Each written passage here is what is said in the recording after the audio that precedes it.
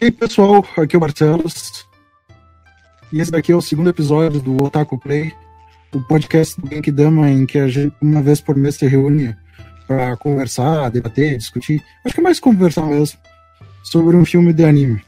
E nesse episódio a gente vai falar sobre Memories, que junto comigo, Barcelos, temos o Léo Anthony. Olá, eu sou o Leonardo Anthony, um redator do Genkidama, e essa é definitivamente a minha primeira vez gravando essa entrada. Daí junto com a gente tá a Tomoe. Olá, aqui é a Tomoe, redatora do Genkidama, prazer. E por último, também tá junto com a gente o Wilson. E aí, galera, prazer em estar aqui com essa galera.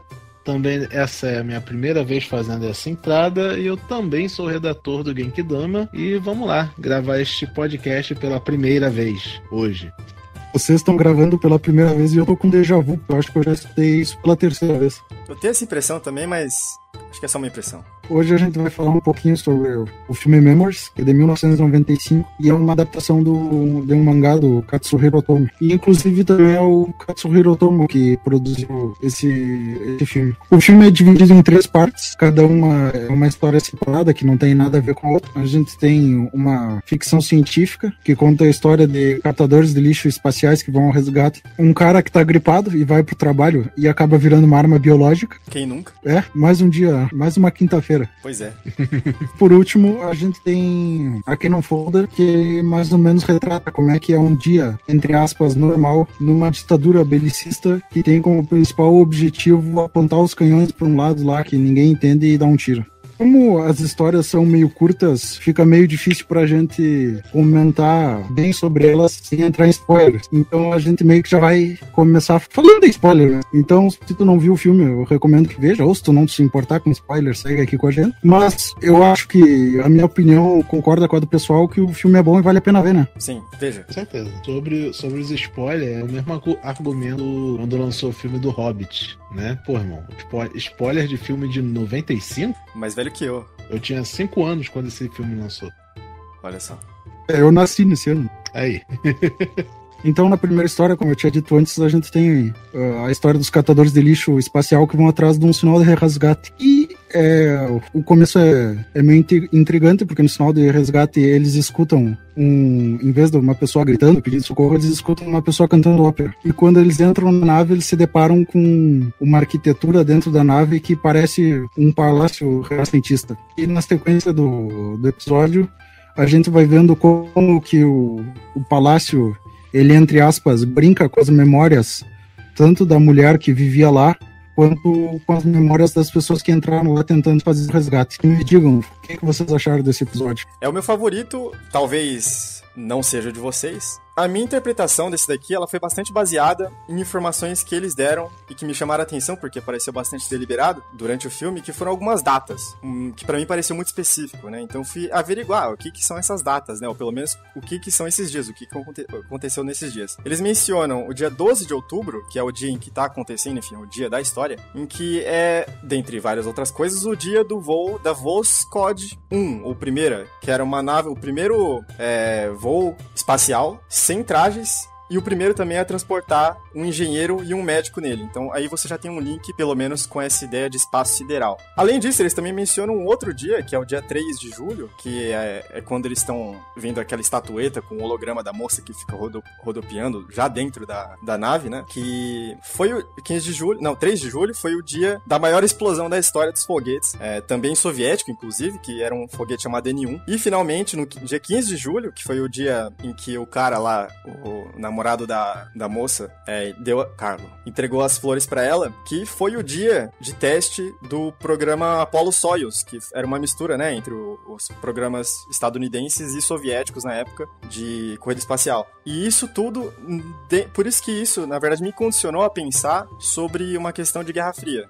Talvez seja a época em que foi criada, em que foi escrita a história, porque essa daqui é uma adaptação, né, de vários contos do autor, se eu não me engano. É isso, né? Sim. É de um mangá do Katsuhiro Otomo. Ah, beleza. Então, eu suponho que, na época que ele foi criado, estava rolando a Guerra Fria, mas de qualquer forma, nas outras obras dele, enfim, no Akira, principalmente, isso você consegue ver, esse medo da bomba, esse negócio todo. E aí, por conta dessas informações que eu coletei desse filme, que não sei talvez se foi a intenção, mas foi o que me condicionou eu acho que ele fala bastante sobre propaganda, no sentido de propaganda militar, e como isso maqueia muitas coisas. Por isso que quando eles entram naquela nave, as coisas são tudo falsas, né? E a nave simboliza bastante isso. Ela tem esse lado bom, esse lado belo, esse lado, enfim, tem um opera hall gigante, as coisas são todas bonitas, só que aí quando você vai tocar nelas, ou elas são hologramas, ou elas esfarelam, elas raramente são de verdade. E aí quando você vai pros fundos, pros subúrbios daquele lugar, onde tem a parte extremamente suja, extremamente macabra, que fazendo alusão a esse negócio da propaganda, né? Como a propaganda maqueia a informação e por trás dela acontece tanta coisa que enfim, deixa a população com medo, como, enfim, na época era relacionado a esses testes nucleares, e tanto que tem até algumas imagens bastante, não sei se apoteóticas, mas, sei lá, um pouco quase de fim de mundo, né? Com anjos, estatuetas com vida. Tem aquela parte que tem uma estatueta no céu lá chorando, também sangue. Uma coisa que parecia sangue, não, vermelho. Era aquele óleo que tinha no fundo da nave? Verdade, tem isso também. Foi uma boa interpretação. É mesmo? Outra coisa também, né? A Priscila Tomoe tinha comentado sobre a cor vermelha, se tinha alguma coisa, né, de vermelho, assim, nas obras desse autor. Porque no Magnetic Rose a mulher é vermelha, né? A estética dela é toda vermelha, e aí quando ela canta no fim lá tem uma explosão de vermelho que cobre os cenários acinzentados. E aí eu não sei, eu interpretei aquilo como... Ópera é uma coisa bastante relacionada à Rússia, né? Essa questão soviética e tal, porque é o presente na cultura deles. E aí, como ela era uma cantora de ópera, eu associei ela imediatamente, ver o vermelho, à União Soviética e à propaganda, que também é muito famosa, soviética, da época, de como aquele era o melhor lugar do mundo, e dos Estados Unidos também, né? Mas nesse caso eu associei mais a isso por causa do vermelho. E é isso. Uma coisa que eu achei interessante também, que o Leonardo falou, das estátuas.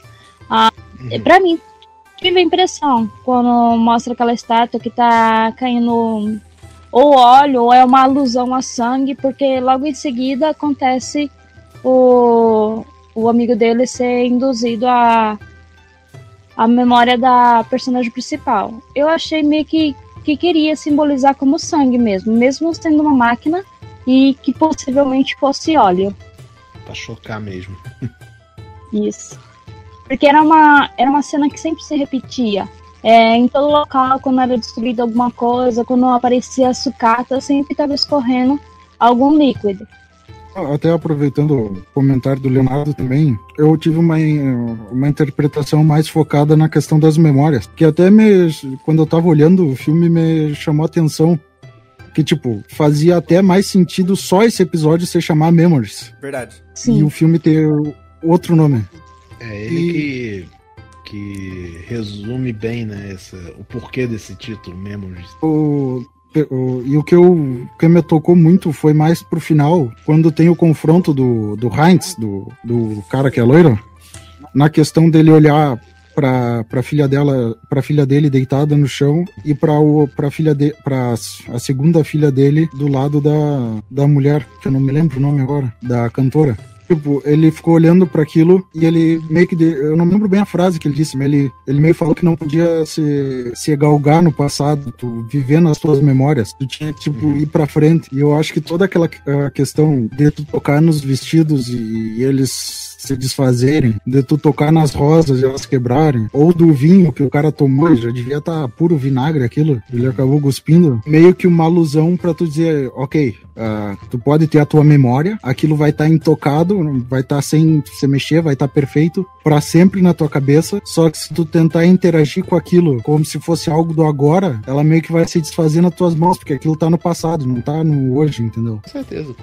foi essa a ideia que quiseram passar. E é legal também essa questão da família, quando você pensa que os caras estão no espaço sideral, né? Que quando você, sei lá, imagina Solidão, um dos espaços, um dos lugares mais solitários pra você estar é ali, né? E principalmente porque eles também mostram pouquíssimos personagens. Você tem quase nenhuma noção de quão grande é a população humana naquele mundo e enfatiza bastante esse negócio, né, da solidão. E aí, quando o cara vê a família, isso choca bastante ele. Por quê? Pelos fatores que o Barcelos falou também. Até falando na família, eu queria fazer uma pergunta pra vocês. Quanto tempo vocês demoraram pra perceber que a guria tava morta? Na hora que começou a dar merda, né, no parte do Rose, eu já imaginei, eu já entendi que a ideia dele é assim, vamos lá, vamos botar uma vibe meio de terror, né, aqui, e deixar a pessoa na dúvida se isso aqui é uma assombração ou se é tecnologia, deixar essa dualidade aí. Pensei a mesma coisa, que pode se tornar tanto de uma memória da própria personagem,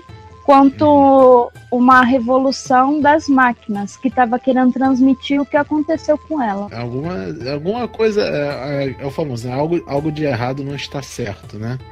Essa era a vibe ali do negócio. Mas, pô, logo assim, eu matei assim de cara, ok, eu sei que essa mina tá morta e eu sei que isso aí é, sei lá, uma programação da nave que tá com defeito, alguma merda assim. Mas deixa aquela pulga atrás da orelha, né, do fator sobrenatural da coisa e, sei lá, foi uma coisa legal, né, porque além disso, o filme ele traz muito, né, a temática de memórias, mas o apego a coisas antigas, mas não no sentido de emocional, necessariamente, né, mas tipo, a gente tá falando de uma produção que se passa no espaço há provavelmente tantos anos no futuro que é perfeitamente normal pessoas terem uma profissão que se passa no espaço. E eles estão dentro de uma nave que por dentro dela é basicamente um castelo vitoriano renascentista, né? E não condiz, né, uma coisa com a outra, né? Aonde se passa a história e o que está acontecendo no momento. E é aquilo, né? O filme ele é de 95, né? Época em que a tecnologia, a internet, etc., estava a todo gás e evoluindo constantemente até o que a gente tem hoje. Então ainda tem, até hoje, né? Na verdade, temos esse conceito de é bom a tecnologia avançar, ter cada vez coisas melhores, mais novas, etc. Mas eu ainda quero aquela pontinha de nostalgia que me segura ao que eu tô acostumado, né? Tipo, no caso, em 95, né, a cabeça das pessoas era o quê? Pô, até ontem, entre aspas, para eu me comunicar com alguém que estava além do meu alcance, eu tinha que enviar uma carta para ela, que ela ia receber sei lá quantos dias depois. Agora estão me dizendo que é só eu bater os dedos num tecladinho, mandar uma mensagem para uma pessoa e ela vai receber em 10 segundos, sabe? É um pulo de coisa muito grande, né? Tá que eu tô exagerando um pouco com carta, né? Mas é para fazer analogia ao e-mail, né? Mas ainda assim é um passo muito grande e dentro do Magnetic Rose, né, a gente vê isso constantemente, sabe? Tipo, é uma nave espacial, mas tem um visual claramente renascentista. Tem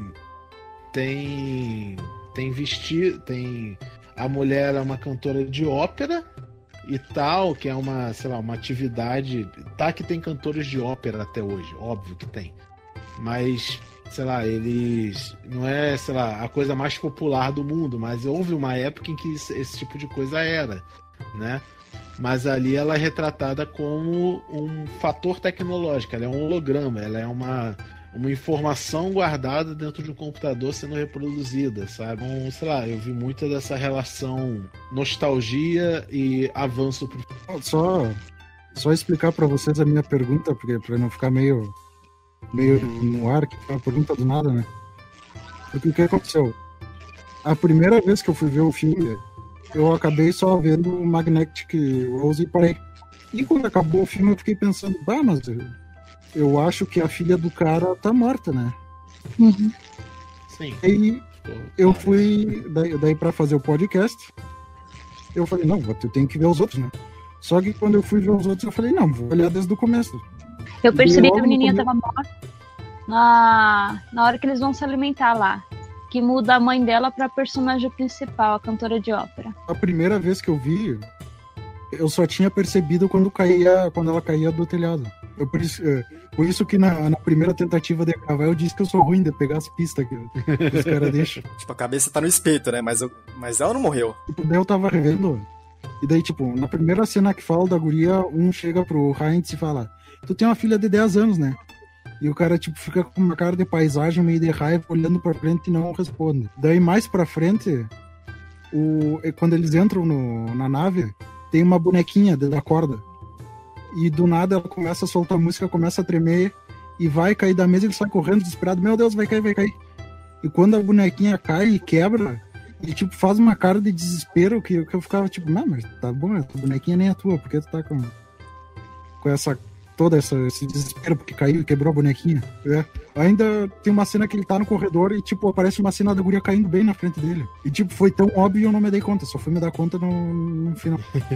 É assim mesmo. Eu acho só interessante também comentar que o Magnetic Rose foi feito o roteiro pelo Satoshi Kon, né? Então, tu, olhando o episódio, tu acaba percebendo várias coisas que tem nos outros filmes. Bem característico dele mesmo. Aquilo de tu olhar e tu não saber o que é realidade ou não, das coisas se mesclando, e trazer meio que uma confusão pra pessoa que tá assistindo, de não saber o que é realidade ou não. Eu achei bem legal. Além de ser bom, é interessante pra ver como é que foi o primeiro roteiro que o Satoshi Kon escreveu. Quem mais se surpreendeu com o nome da nave no começo da história? Ah, é verdade, esquecemos de comentar isso. Pensa numa coisa que é um tópico mesmo, né? Você chega ali e já toma um tiro. Foi muito bizarro. Caso alguém esteja ouvindo sem ter visto o filme, o nome da nave é Corona. É. É literalmente The Corona o nome da nave. Então foi um sustinho quando bati o olho. E o piloto chama Vírus, né? E o pior de tudo é que eu sou tão abobado que a primeira vez que eu olhei essa primeira vez que eu olhei só o Magnetic Rose foi mais ou menos no início de fevereiro. E tipo, não tava todo esse surto. E eu olhei e eu nem me dei conta do nome. Daí tipo, agora pela segunda vez olhando que eu falei, oxe. Eu até voltei pra ver se eu não tava lendo errado. Então, a culpa do coronavírus é do Katsuhiro Otomo. Sempre. É verdade. Ele que criou o corona, literalmente. Tanto que eu achei que foi por isso que esse tema foi escolhido pra ser falado agora. Sim. O pior é que não foi pura coincidência.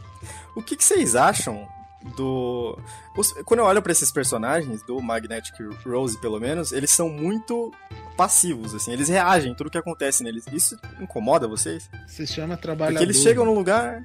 É trabalhador normal, então, já tá puto com a vida, não faz aquilo porque gosta. É gente como a gente. Tu vê que o pessoal já tava meio de cara que um disse, né, nem vamos atender o chamado, e outro disse, mas olha que as leis de não sei que da galáxia distante, que se a gente não for, a gente tá lascado. E o cara, tá, vamos lá então. Eles vão por pura obrigação. Eles não vão porque, tipo, não, vamos sim salvar, pô, a pessoa tá pedindo socorro, bora. É mais tipo, porra, velho, no meu turno não, né? Não, porra, na hora do almoço não, né? Acabamos de fazer um serviço, já estão mandando outro já. Foi no final do filme, apesar deles terem detonado a nave da cantora de ópera, eu tenho a impressão de que a nave não foi detonada por causa da cena que mostra a Rosa no final. É como se a nave continuasse lá pra destruir quem chegasse. Sim, com certeza, porque em um certo momento do episódio aí, qual que é o nome do protagonista? Heinz. O Heinz, ele vê outras pessoas mortas ali, tipo, ele fala, isso aqui é outro piloto, outra pessoa que veio aqui explorar a nave. Então parece que é um ciclo, né? Que se repete ali, é uma armadilha, né, no espaço. Mas essa questão da nave no final formar uma rosa é justo uma coisinha que o Satoshi Kon meio que, digamos que ele colocou a própria interpretação dele no filme. Porque eu tava lendo uma artística. Na verdade, ele até modificou o mangá do Katsuhiro Otomo. que eu tava lendo um artigo sobre Memories, e ele comentou que no mangá, quando eles chegam lá, a nave já tem um formato de rosa. Mas que no... Até porque se ela tivesse o formato de rosa no início, ia ser meio estranho ter lançado um SOS, né? É como se a nave tivesse inteira no final do filme. Só que no início, quando eles chegam lá, ela tá em destroços. Ah, Mas aí que tá, ela tava em destroços ou ela estava fechada com um botão de rosa? E no decorrer do filme ela foi girando e foi abrindo, né? Poderia não ir tão também, como todo o restante. O que eu entendi é que os destroços tipo, meio que deu a explosão e os destroços se movimentaram e ficaram no formato da rosa. Sim. Mas aí é aquilo que eu falei, né? É magia ou tecnologia? Né? É assombração ou é uma função daquela máquina? Nunca saberemos. Não é feitiçaria, é tecnologia. Na segunda parte, ou no segundo episódio, como vocês preferirem, tem o Steam Bomb, que o cara pega uma gripe, vai pro trabalho igual, mesmo sendo gripado, e entre aspas, eles estão testando um medicamento experimental, o cara acaba tomando e vira uma arma. Era um novo tipo de arma que estavam testando. O episódio decorre com as pessoas tentando parar o cara, enquanto o cara vai correndo atrás das pessoas para pedir ajuda. Sem ele saber que era uma arma biológica, né? Eu acho que o cara era meio burro pra não ter se dado conta, né? Inteiro, né? Ele... Eu não entendi como que um cientista não percebeu. Tipo, de primeira. Mas é que tá, eu acho que ele não era cientista, eu acho que ele era, tipo, sei lá, um estagiário, algum bagulho assim. mão de obra só, né? Pelo menos jaleco ele tava utilizando. Ah, mas até aí todo mundo no laboratório tá. Todo mundo em um laboratório usa jaleco. Não quer dizer que todo mundo que tá ali dentro é doutor. Aproveitando para comentar antes de entrar mais a fundo, eu queria dizer que esse episódio é gordofóbico, porque quando começou a sair o cheiro diferente, a única gordinha sentiu o cheiro e falou: ai, isso é comida.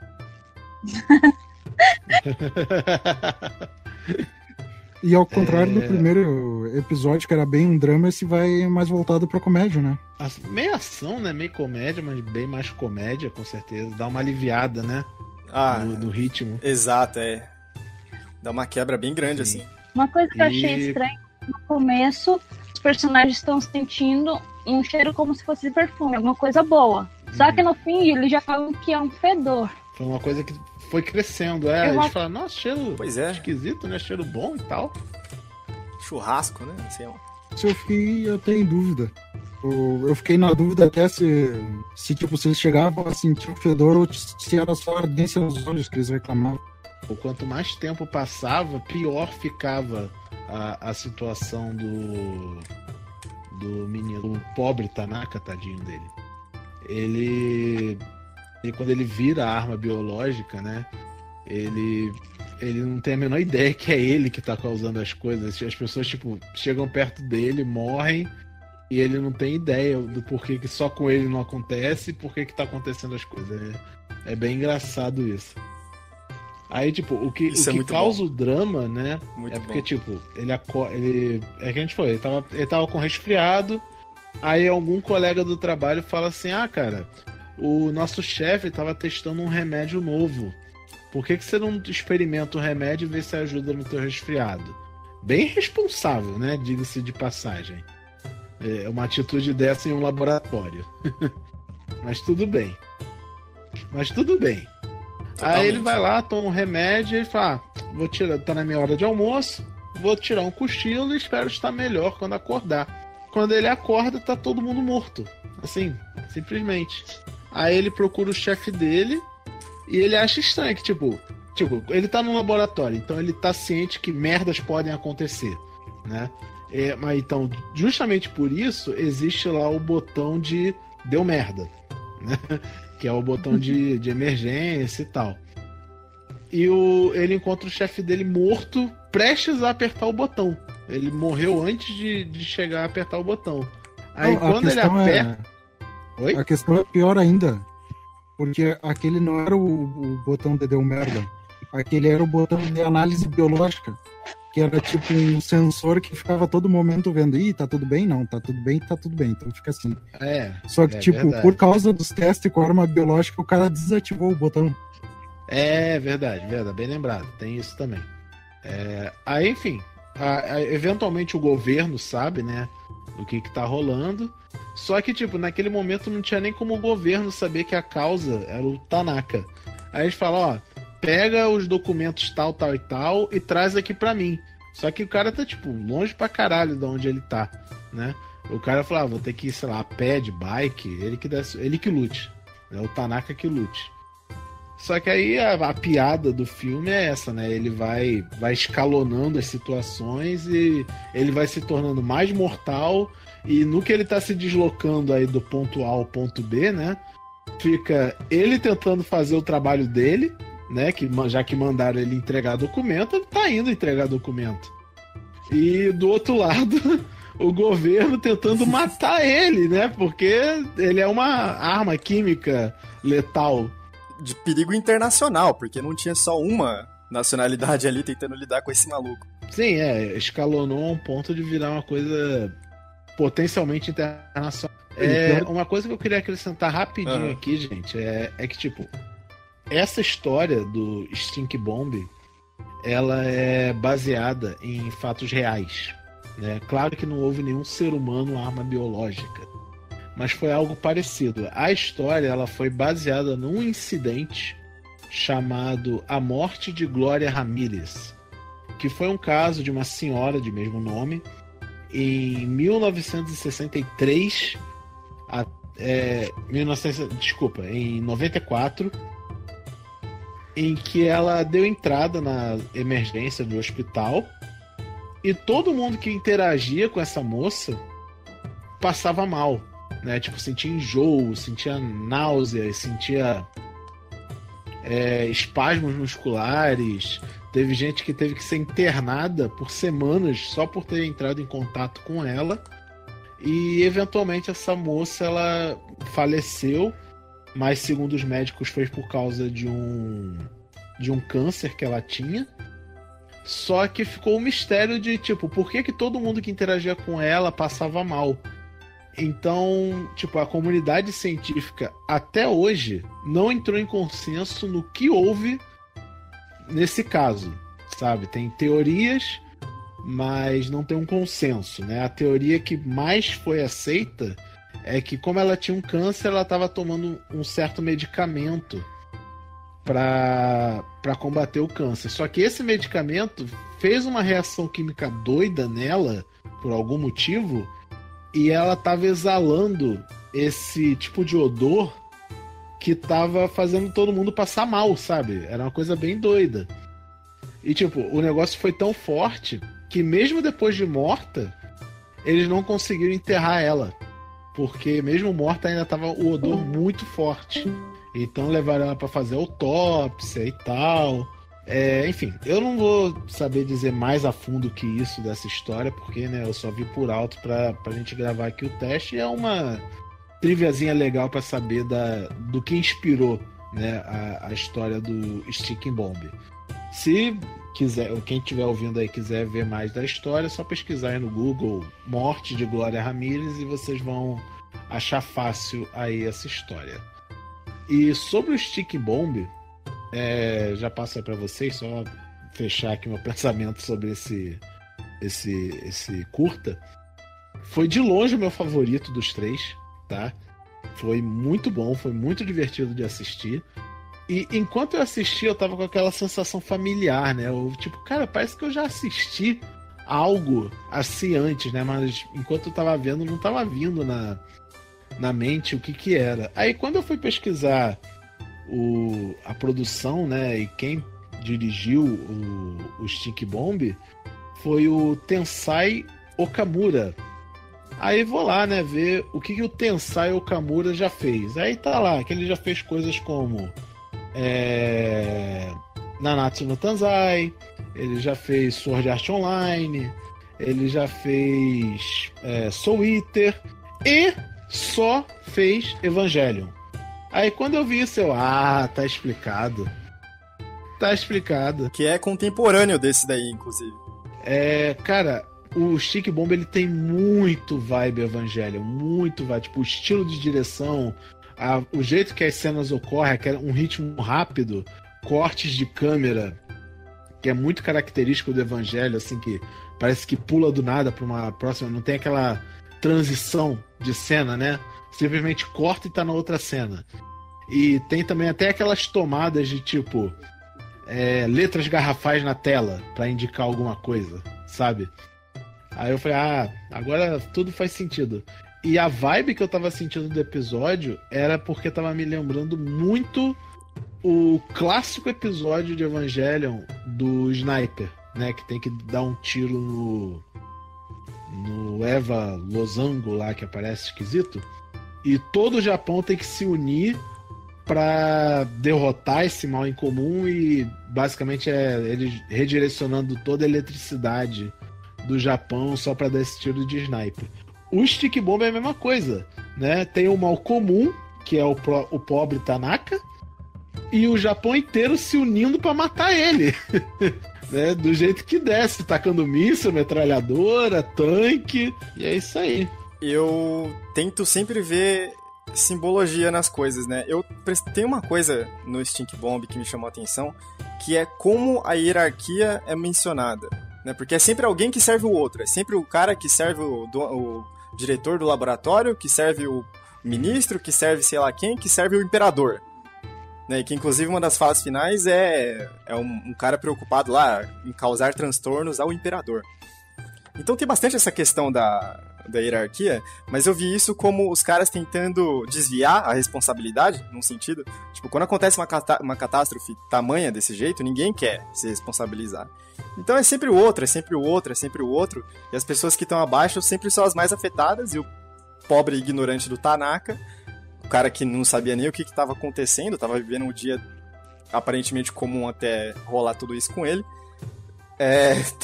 virou o inimigo número 1, e acho que até o fim ele não entendeu. Ele não tem a menor ideia que ele era o vetor de... E o fim também é genial, né? Com ele aparecendo lá, tipo, você vê que ele na verdade estava dentro da armadura. E mata todo mundo. No Conselho Internacional. Eu acho que esse foi o meu favorito por causa desse final. Nossa, eu ri muito. É muito bom.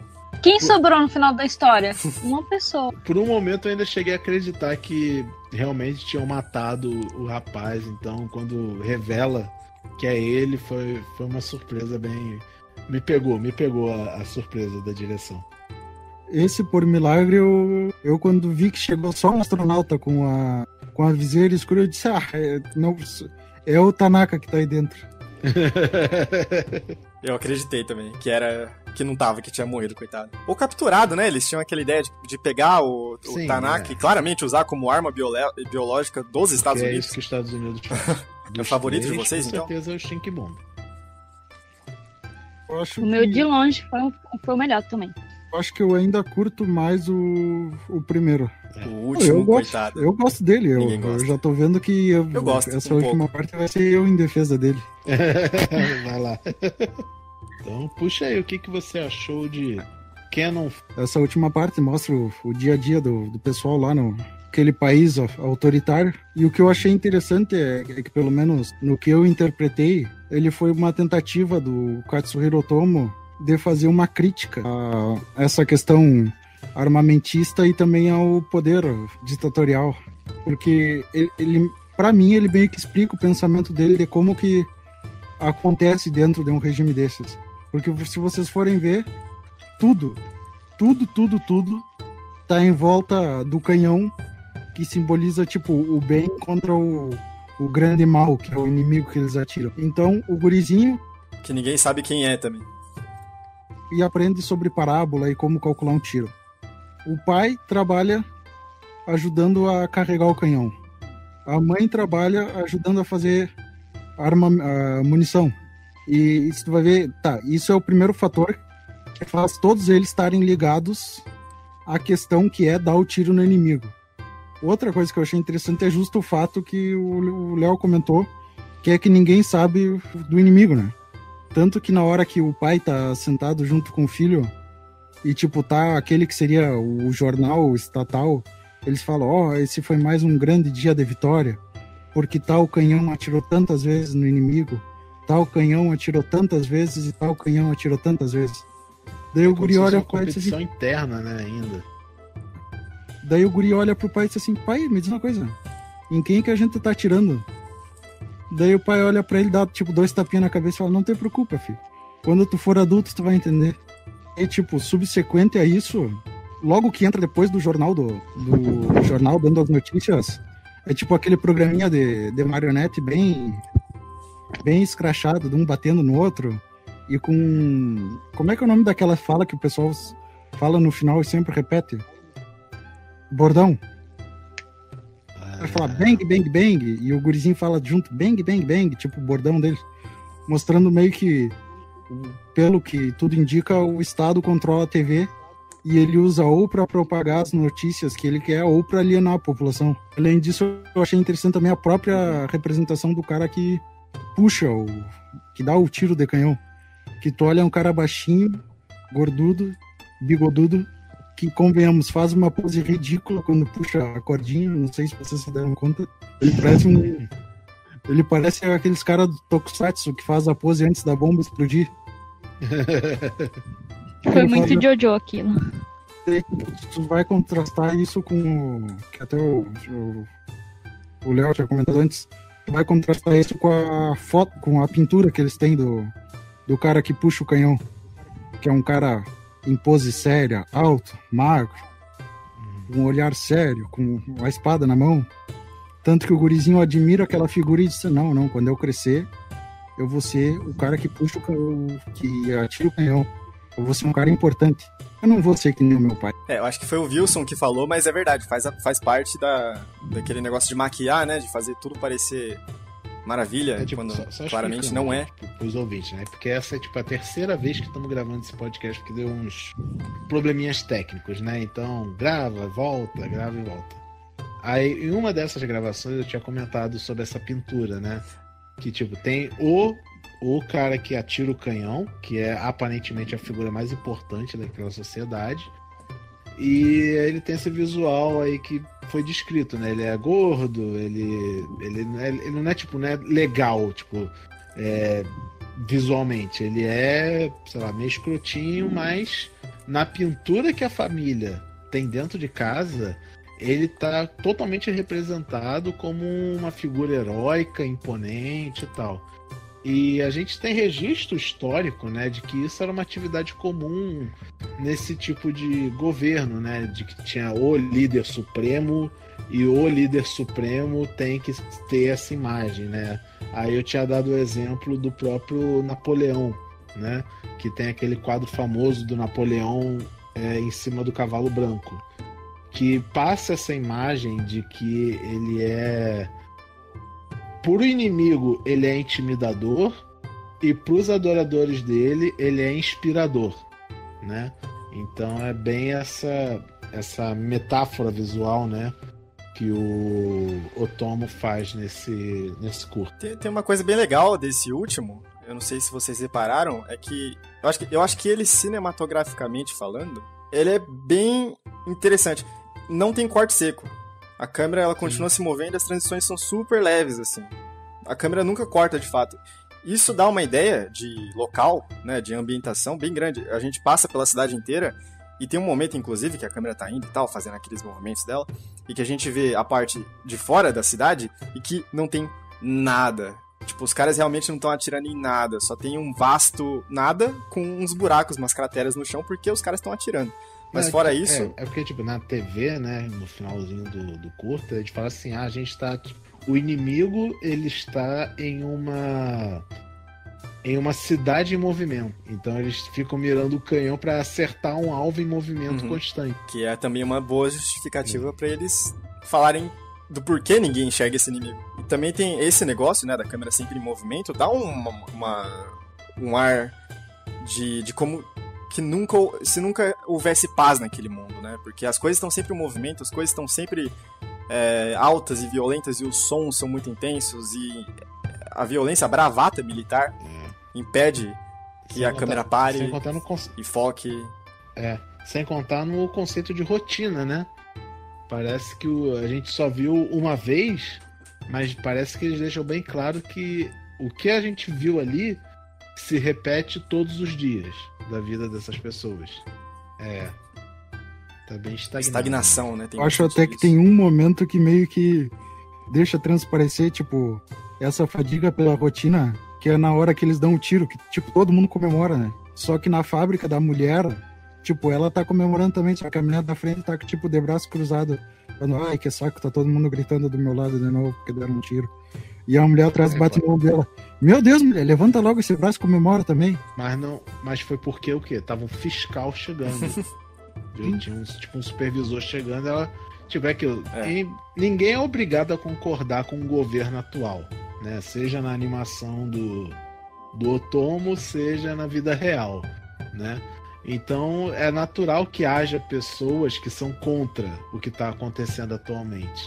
E essa mulher que não estava comemorando quando o tiro de canhão foi dado, era isso, né? Ela representou essa parcela da população descontente.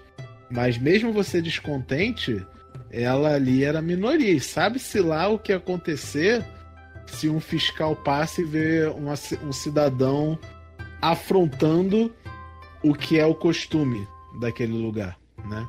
O nome da Cannon Fodder, que é bucha de canhão, literalmente, né? Já dá bastante da ideia da coisa, que é como as pessoas são dispensáveis, né? Porque esse é um termo usado para isso, para definir pessoas dispensáveis. Esse cara aqui é bucha de canhão.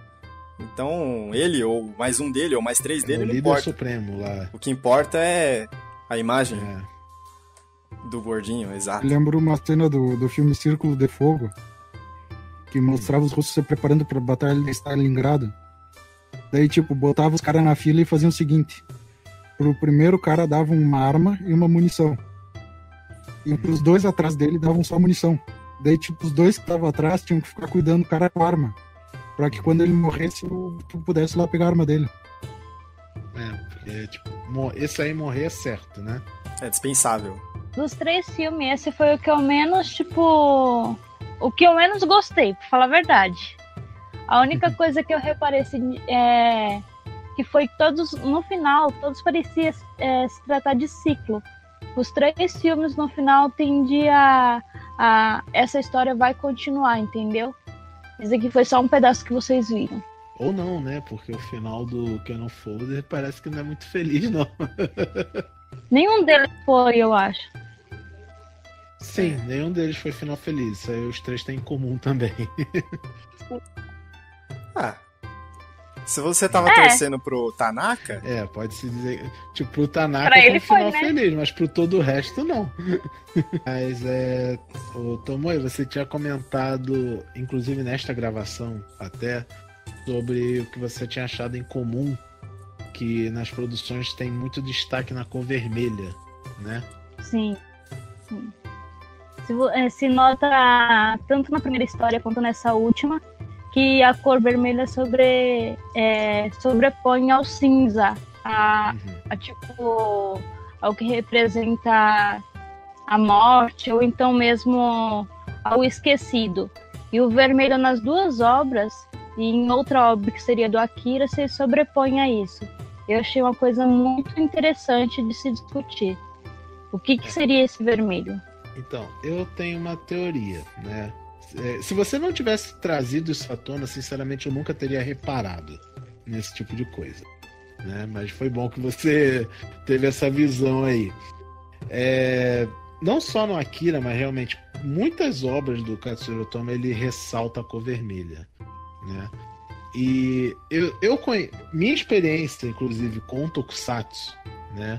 Ela diz o seguinte: não precisa ser nenhum fã hardcore para saber que, por exemplo, em Super Sentai, o líder é sempre vermelho, certo?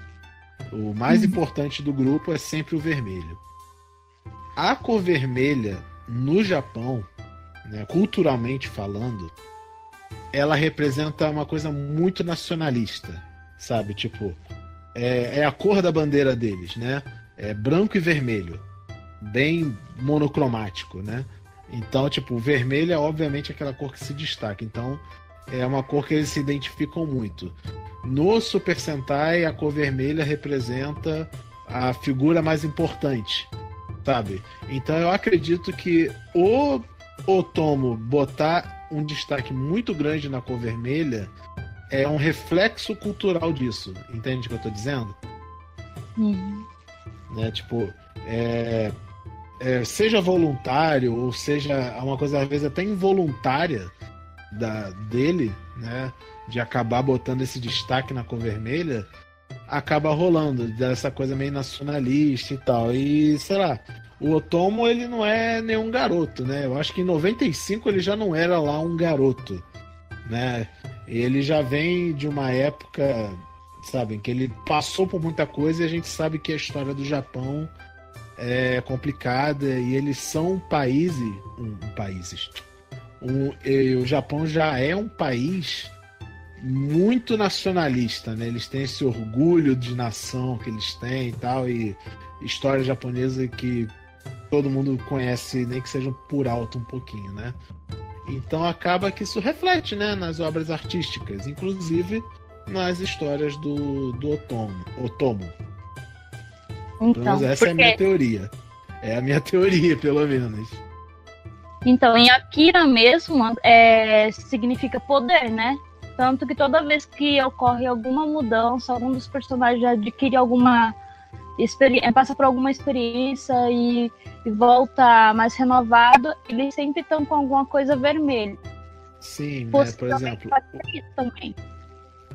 Eu acho que exemplos rápidos, né? Só no Akira. Tipo, o Tetsu, ele admira a moto do Kaneda, que é vermelha, e é tipo, ele já deixa de cara assim, essa é a moto mais foda que existe no Japão. E é aquele motão vermelho que todo mundo conhece, né? Quando o Tetsu entra em Berserk, né? Ele veste aquela roupa. Não é bem uma roupa, né? Ele veste um trapo, mas ele veste aquele manto vermelho, né? Por cima dele, que tem essa conotação de poder também, né? Então, verdade, é bem, bem presente aí. Isso aí. eu acho. Historicamente falando, até mesmo na Roma Antiga, os caras usavam bastante vermelho porque era caro.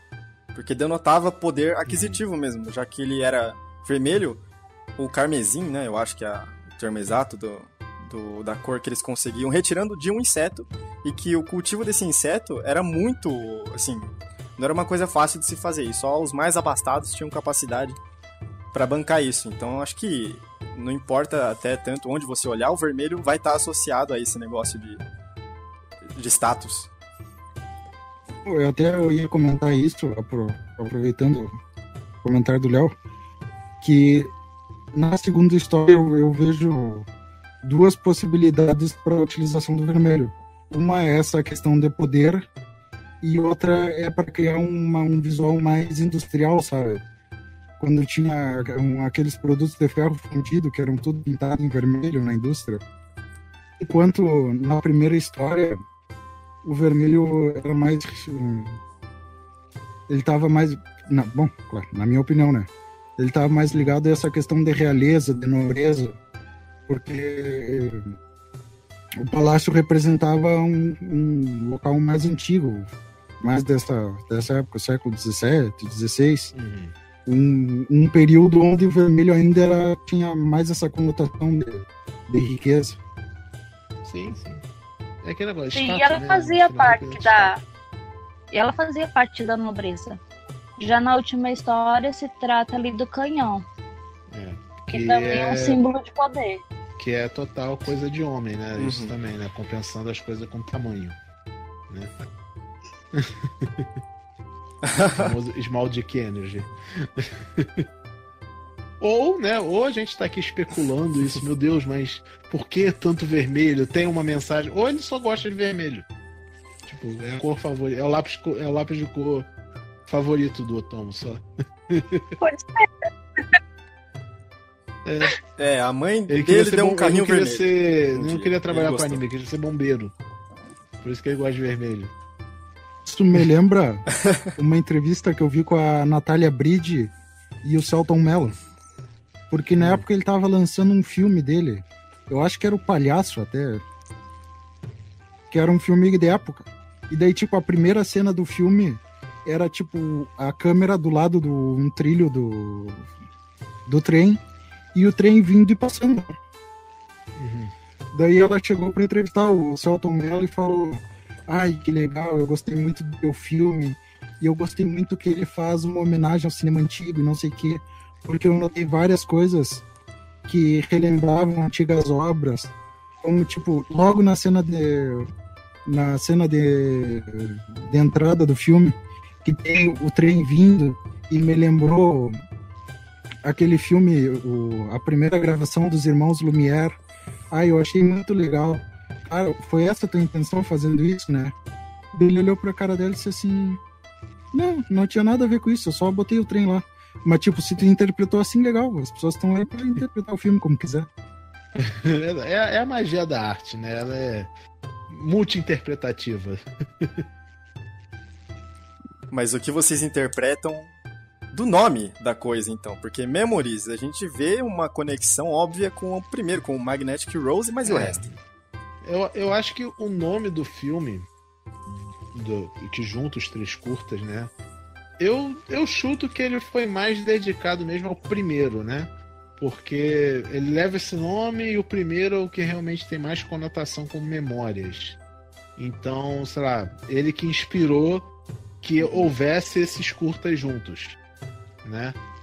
Mas os outros, sei lá, fica mais difícil de ligar, pode ter uma conotação metafórica que eu pelo menos talvez não esteja pegando, mas sei lá, eu chuto que foi isso mesmo, foi mais baseado no primeiro curta do que, sei lá, uma junção dos três ou algo assim. A interpretação foi essa também. Parece que não tinha alguma coisa a ver com os outros dois, o título. Sim, você pode até extrapolar um pouco, mas vai ser muito... Às vezes, tá forçando querendo justificar demais. Não, é aquilo também, tipo, a gente tá falando, interpretar arte e tal, só que, de fato, às vezes, o mais simples é aquilo, né? É igual ele tava contando o caso aí do Selton Mello, nossa, você botou o trem naquela cena que foi uma metáfora aos filmes antigos, sei lá o que, ele chegou, não, era só um trem. Coincidentemente, passou um trem naquela hora, sabe? E às vezes é isso. O que seria, tipo assim, relativamente ligado a memórias, no caso? O 1 tá muito evidente. No 2, talvez seria essa história baseada no fato real que aconteceu. Pode ser que seja isso. É uma memória. Pode ser, sim. Faz sentido. Agora já... Ou as memórias do próprio autor também, né? Às vezes. Com relação à época em que ele vivia, isso se encaixa na terceira história, passou, no caso. Se ele fosse a criança, por exemplo. Cresceu numa época de guerra, o patriotismo estava em alta. Sim. E, tipo, eu acho que o mais do que memórias em si, eu acho que o que liga mais esses três curtas é mais ou menos aquilo que eu falei sobre o primeiro, do Magnetic Rose, que é esse conflito que existe de um medo / admiração por tecnologia, né? Ou por avanço, ou por futuro, né? Então, por exemplo, o primeiro Magnetic Rose a gente já falou bastante, né? Eu deixei mais claro. O Stick Bomb fala de uma arma biológica que é completamente insana e experimental e eles armam... E tanto que a resolução do Stick Bomb é eles trazendo aqueles trajes da NASA super futurista pra impedir o garoto, sabe? Então é uma coisa tipo muito além do que a gente pode imaginar. E o dos canhões por mais que ele tenha um visual, sei lá, mais antigo, né, esteticamente falando, ainda é aquela coisa meio revolução industrial. Sabe, revolução industrial é avanço, é tecnologia sendo empregada no dia a dia das pessoas. O link que eu vejo nos três é a questão da propaganda, né? Porque nos três é sempre alguém querendo acobertar alguma coisa, querendo enganar alguém, querendo encobrir alguma verdade de certa maneira. Mas como é que seria o nome desse negócio? Seria o enganador, seria Tá Propaganda. ludibriando. Ludibriando, olha, esse é um nome pra podcast. Gosto da trilha sonora. Sim, Ponto. boas trilhas É sonoras. bem legalzinha as músicas. A trilha sonora é bem distinta Nossa. também entre os três, né? Sim. Primeiro, é bastante ópera. O do meio tem uma cantada lá também que toca algumas vezes, que é engraçada.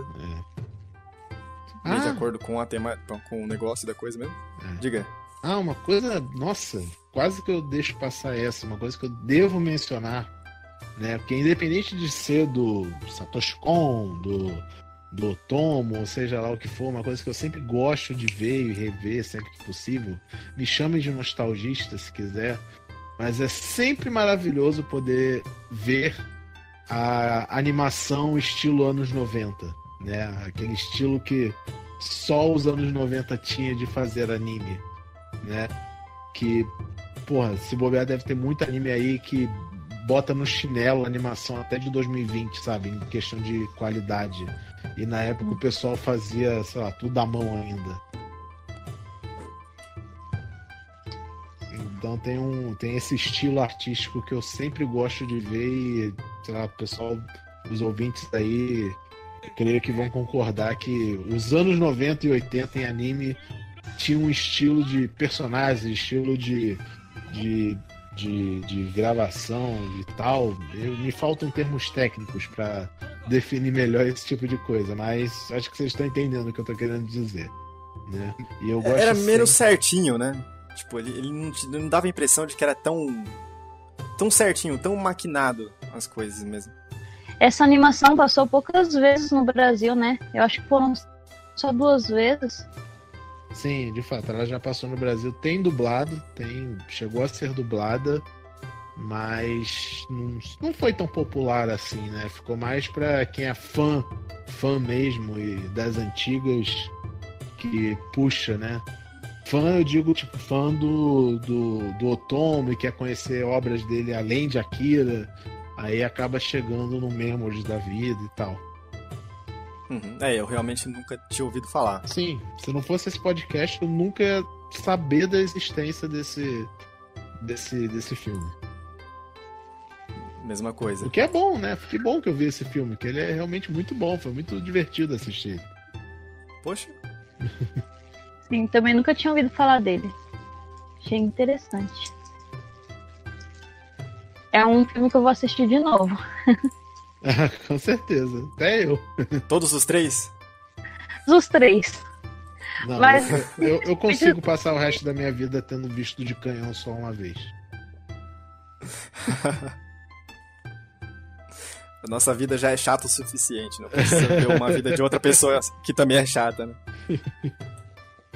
O último filme, talvez eu assista de novo. Eu não sei. Porque pode ser deixado alguma coisa passar. Mas os 2 primeiros é muito mais interessante. Muito mais interessante, sem dúvida. Pelo jeito, eu sou o defensor solitário da última parte. Fazer o quê? O Marcelo saiu feliz ele assistiu o filme, ele saiu feliz, revigorado. Assim. O último, legal. O Marcelo tá se sentindo como eu me senti na live, né, que a gente fez pro Genkidama de Bleach, em que eu era o único que realmente gostava de Bleach na live. Mas isso é um crime de Estado, né? Que precisa ser punido. Não, bullying aqui também não, gente. Você já chegou nessa conta porque já tá no final do cast, né? Já extrapolamos 1h13. Pessoal, eu queria agradecer a participação de todos. A gente conseguiu fazer uma boa conversa sobre o filme. E só se alguém quiser achar vocês na internet, eu queria contar onde é que vocês aparecem. Primeiro, o Léo, onde é que podem te achar? Eu sou oculto à visão das pessoas.